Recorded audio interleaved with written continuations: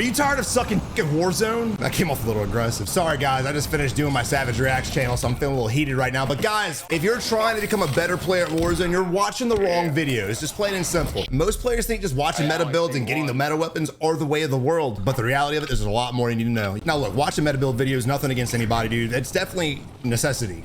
But as much as the meta changes, you have to stay up to date with the best guns. You always do. Even as a YouTuber, when I played all the time consistently, even I struggled to find out what the new meta was. And a lot of times the viewers had to help me out. But what I can help you out with is learning fundamentals on tactics and strategy to help you become a better player and win more efficiently in Warzone. There are a lot of players that can go out and win games consistently, even if they can't perform at the level of like Joe Woe or Metaphor. You have different tiers of players. I like to say two different types. You have, when it comes to the best, you have the win grinders, the irons, the sleepers, the guys who just will get the best position. They'll rotate when they need to. They know when to fight. They know when to bail from a fight. They're not really worried about their kills. They just want to focus on the wins. Then you got the guys out there like Breadman and Mutex, and the list goes on with them too, of just the guys don't give a fuck. They just want to murder everybody, and if the win comes, cool. If you guys are starting out, I highly encourage you to become a win grinder, because as you guys are positioning yourselves around the map, you're going to learn a lot of strategy that most players don't know. And then as you guys are starting to learn how to hold people coming into a rotation, you'll be able to start practicing taking shots at the enemy from a safe position, meaning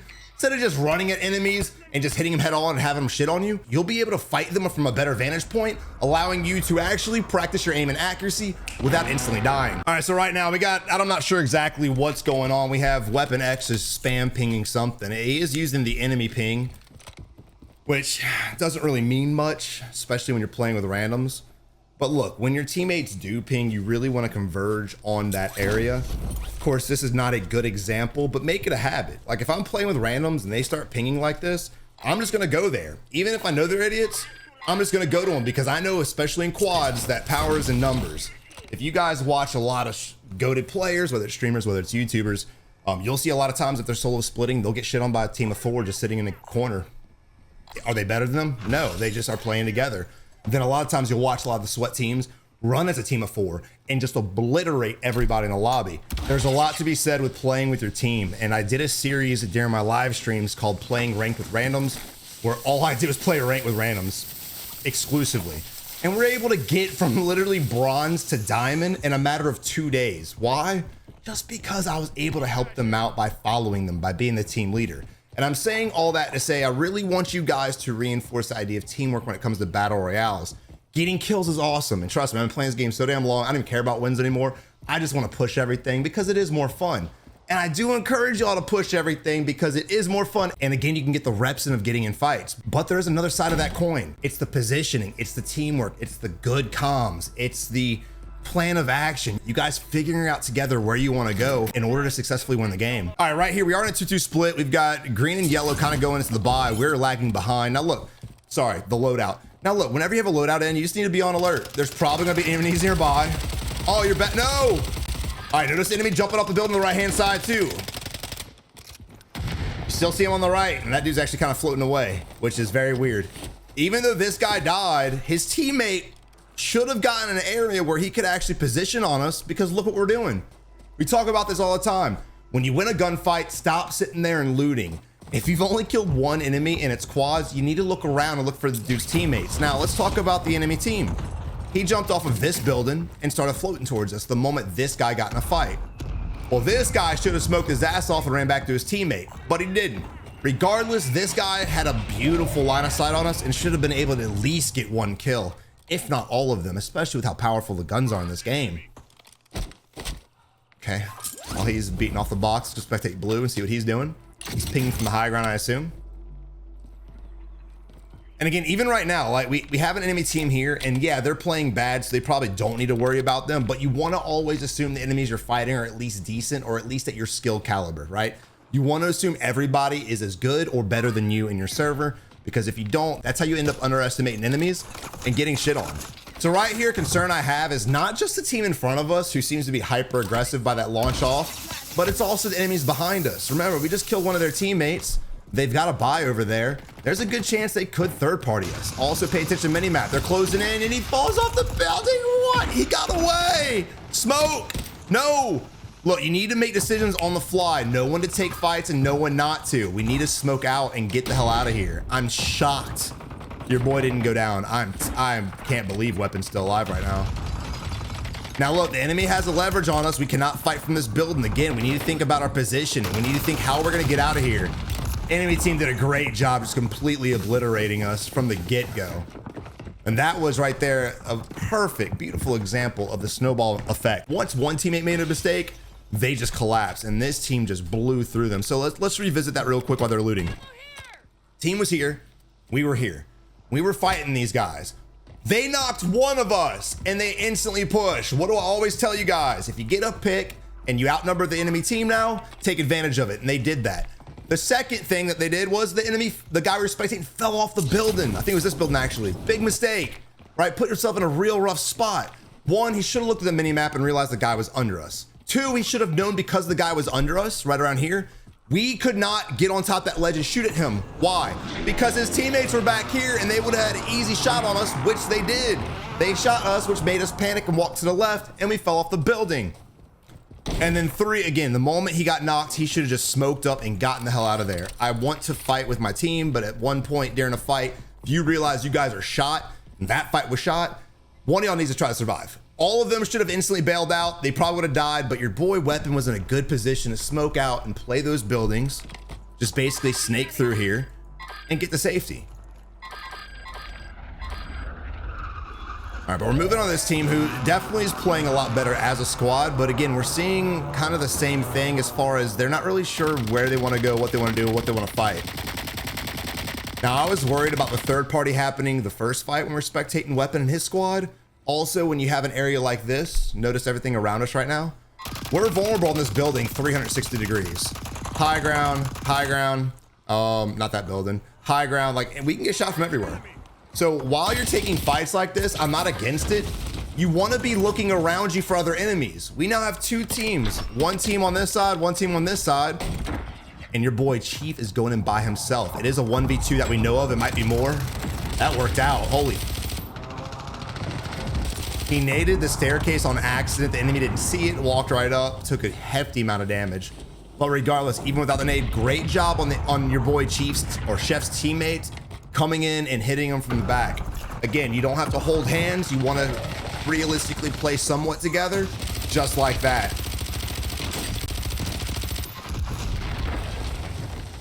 That way, since we were up the staircase and the enemy chased us up, he was unsuspecting that our teammates were right on his ass. And look, I love the pause breakdown videos and I would love to do them every freaking day, but there is a beauty behind the live action tips. I like to break it down because I feel like we can explain everything more in depth, but during live action, kind of just see how the brain, or at least how my brain works and what I would do in real time during a fight. Because I feel like when we spectate players, the number one thing that I notice from 90% of players is the fact that when shit hits the fan, people just go numb. They don't think. You can't really see it in their gameplay, them reacting, them looking around, them trying to like pull up the map and see where they can break away to. None of that. Most players play on the defensive when in reality, even when you're in a bad spot, you should turn up a little bit on the offensive. That way you can get yourself out of a bad spot. All right, and look, right now, dude, if you're playing for kills, of course, I'm gonna say go get UAVs. We don't really have to. I would want a UAV regardless, but let's see what they do. There's really no reason for us to rotate right now because we don't know where the zone's gonna go. So like at this moment here, when the zone's closing, just kind of hold. Your goal at this point in time with a minute left, this zone coming in, just don't go down and don't get executed and don't die. I don't even know why we're looking at this guy. Even if he's trying to ping him, even if, no matter what the excuse is, dude's got a sniper. We don't have a gun for range, obviously. This is just not a position where you put yourself in. All right, so we are leaving with no UAV. That's a personal decision on them. Don't do it. You're not gonna make it. Yeah, Again, you wanna stay with your team. I don't know where we're going. This is another thing that teams struggle with, is staying together, communicating, planning. Whether you have a mic or not, mics are preferred. You want to be with your team. If we would have landed on that roof and instantly got blitzed down, no one would be there to res us. Now, why did he go there? Because he's getting distracted. This is another situation. I love the aggression, but it's a dumb fucking move because we're instantly cracked and now we got to play on the defensive. And no matter what happens, it's a 4v1. It's cool that you got your smoke. It's cool you got thermals, but you're not using your brain. That is just a terrible move. Again, they should have just all went together. And the reason why I said earlier not to leave yet, just to play your life, look where the circle went. We had a building that we could have played that was still safe. That building they were home was still safe too. So if they would have stayed instead of getting overly aggressive in those last 40 seconds, now they can hold all these fucking teams. Zip lines or not, they're in a great area to hold those squads.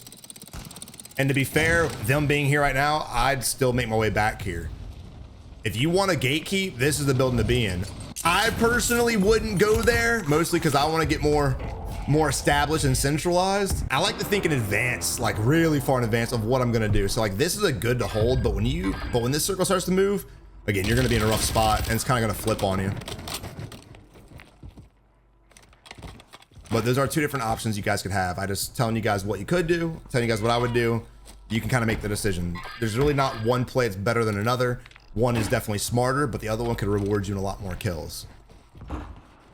And to be fair, the games that we're usually just like in fight after fight after fight, that we shouldn't be winning, that we should be dying, those are the games that we win. And I'm like, damn, that was actually a fun match.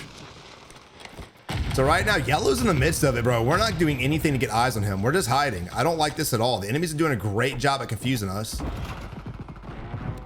Again, we talked about earlier, survival. We need to get out of here. We should have gotten out of here instantly regardless. But that's story for another day. Trying his best, but enemies just did a great job. So we've now spectated 3 squads. The first squad didn't really have any teamwork. The second squad had better teamwork, but you had the one guy get split off and it kind of just snowballed into their imminent death. And then you had these guys here, which, well, I don't know if we're spectating them yet, but we had that team there, which I don't know what's going to happen, but they played really well together. They were rotating the building opposite of each other. So no matter what side of the building we went on, there was an enemy going right, there was an enemy going left. They just had us basically flanked. I don't think flank's the right word, but they had us in a position where we couldn't break away, which was a great play.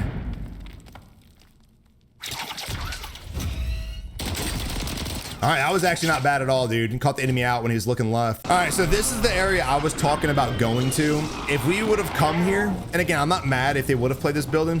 It's a good building to gatekeep, but watch what's gonna happen after this. But the reason why I like to come here is because it's gonna favor this area. Duh, right? And if you're already established, like, yeah, it might not be as an exciting game, but you're gonna be in such a good position that you can just sit on the top rooftop and not do shit, not worry about shit. You and your team just sitting there, y'all can throw out a portable buy, you can do whatever the hell you want. And the win is 90% guaranteed. What most players don't realize about this game is, and trust me, we've done it several times, if you lock it in and you just go on a win streak and just use strategy and rotations and positions to win, you can win most of your games. We did this during Verdansk, we did it during Caldera, we did it during Almazra. I haven't really been on my win grind during this game, but I promise you, if I turned it up, we could do it again. We went on a 17 win streak using nothing but crossbows and swords, just doing positions. That was it, and we were still dropping kills. It's not even like we were hiding. And it's not a flex at all. I'm definitely washed compared to what I used to be, but I wanted to say that to prove a point to you guys. Positioning is king, positioning is everything. No matter what your aim and accuracy is, you can win more games if you just focus on positioning. And again, to do that, you need to look at this map. You need to be able to look at the topography on the map and know instantly what is high ground. You have to play the game enough, not all the time, but you have to play it enough to understand what the map looks like from a bird's eye view. That way, when you look at this map, you can instantly visualize, okay, well, these are the bushes here. This is the wall right here. These are bushes as well that I can use as concealment. This is going to be the highest point of the rooftop right here. This is going to be the second lowest part. And you can kind of go off of that. And also planning in advance is crucial. I don't know if I would have done that. Honestly, we've wasted 2 smokes for absolutely no fucking reason at all. And we're going to run into another team. There are 8 teams up right now. You see all the fights happening. We need to make a play for the buy. We need to. The smaller this zone becomes, the more compact all these enemies become. Yeah, some will die off, but trust me, the longer we wait, the harder this buy is going to be to hit. I don't care what's happening. If we would have saved those smokes, which we could have definitely made a play for it. Gotten in there with a smoke, gotten out of there with a smoke. You can hear people falling in or parachuting in from our left-hand side, this area here. His window of opportunity for the res, I was gonna say is closing. It's almost closed, but it doesn't matter. Moving on, it's Yent. And again, thinking in real time, guys, is crucial. You don't have to be a sweat to think smarter and outplay better enemies. I've outplayed teams way better than me. I've outplayed teams who are in the middle of tournaments just because I had better strategy than they did. Aim and accuracy is important. You definitely want to hone in on that. But I truly believe to the core of my ability that if you master strategy first, everything will come. Because when you're fighting from smarter positions, your fights usually go better. If you're trying to fight like that dude with the heartbeat sensor was, you're going to get run through worse than me, Khalifa. Unfortunately, though, this team's not going to last. Your boy does have 16 kills, but it's not looking pretty for your boy here. Now, he's throwing smokes. I do believe he has restock, so I'm not saying anything. Well, he's got this regardless. Enemies are in here. He's going to make a play. He's kind of, his movement's freezing up big time, and it may cost him. He needs, oh my God. Oh, the Betty. This is going to be rough. I don't know if he's going to make this out. We have a whole team on us right now. He's got a plate before he goes out there. Oh my God. Woo! Okay, I didn't think he was going to make, I knew the gas was fine, but I thought for sure that enemy was on our level. All right, good job. Rez going off from blue. Woo! Good shit. All right, so now we got a knock, so our teammates do have a body they can come loot. You can pass that message along. Also, yellow can go in the... It's going to be risky, but he's got to do it quick. I'd switch to my other gun. That's the gun I would have shot with, that SCG, because he's in a position right now to gatekeep us. I want him dead. We should have killed him before he had a chance to smoke. No, what? I did not. I'll be honest. I didn't think aim assist stuck through gas, maybe, or through smoke. Maybe he just has that good of aim. I don't know. Just kind of looked like it like locked. You know what I mean? Get on top. Yeah. Shame on him for not looking around and just crouch walking. He's in the best position on the map. I don't know why he's crouched. But Peasy's doing a great job right now. See, this is what that dude should have been doing, looking around. Enemy behind us too. Oh my God, you gotta go. Oh, smoke out, smoke. Enemy's got distracted on the fight going on right now. Shit is getting intense, bro. It's a 4v2v1. Your boy's trying his best to play this. Let's see what happens, dude. Oh, that's not good. That is not good, big dog. Enemy's right above us. He knows we're here. He's gonna take advantage of this fight right here in third party. It doesn't matter. Your boy's literally sitting right there. He just watches it. Holy shit. Now that was an entertaining ending right there. And I love the play from your dude Peasy, honestly. I mean, he played it well. Again, I think the instant that dude was sitting on that rooftop before he threw the smoke, we should have got that knock. That way we could have moved out sooner. Our teammates, unfortunately, weren't much of help. I don't think that was, I don't know whose fault that was. It definitely wasn't Peasy's. I do think one of our boys should have landed up here and got that extra gun on the body we killed and helped push the fight. I think half our teammates had nothing but pistols.